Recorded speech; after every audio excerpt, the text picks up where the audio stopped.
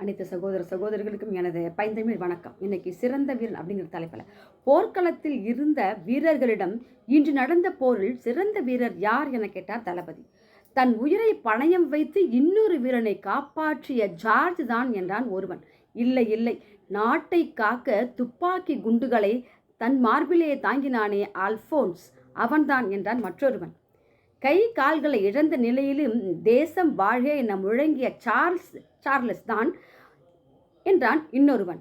தளபதி கடைசியாக போர்க்களத்தில் உயிர் போவதும் ஒருவரை ஒருவர் காப்பதும் உறுப்புகளை இழப்பதும் இயல்பான விஷயமே. நம் வீரன் ஒருவனை எதிரி நாட்டு வீரன் வெட்டுவதற்காக வாளை ஓங்கிய போது போர் நிறுத்தம் செய்யப்படும்படி முரசு அறையப்பட்டது. அதை கேட்டதும் ஓங்கிய வாளை கீழே போட்டான். ஏனென்றால் அந்த முரசு அறையப்பட்டது இல்லையா, அந்த அந்த ஒளியை கேட்டவுடன் அவன் என்ன செய்தான் என்றால் அந்த ஓங்கிய கையை கீழே போட்டான். அவன் எதிரி நாட்டவனாக இருந்தாலும் கூட தர்மத்தில் படி நடக்கிறான். ஆனால் அவனே சிறந்த வீரன் என்றார். கேட்டதுக்கு மிக்க நன்றி. வாழ்க வையகம், வாழ்க வளமுடன்.